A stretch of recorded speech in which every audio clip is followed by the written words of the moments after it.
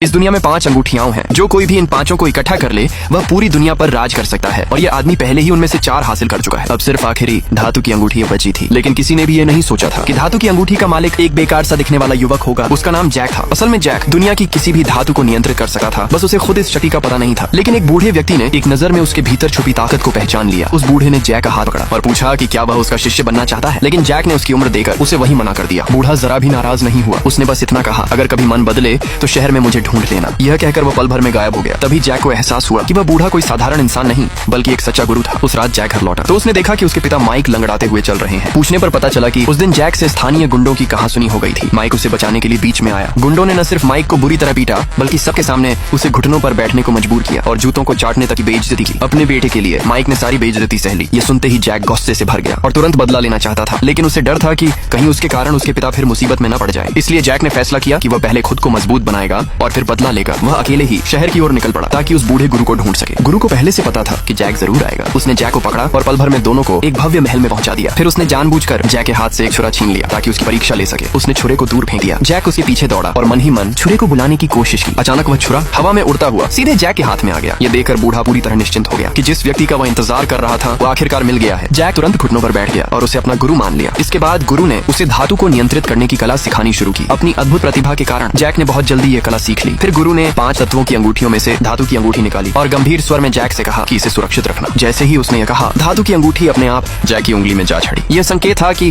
Jack ही धातु की अंगूठी का असली स्वामी है और अब उसके भाग्य का रास्ता पूरी तरह बदलने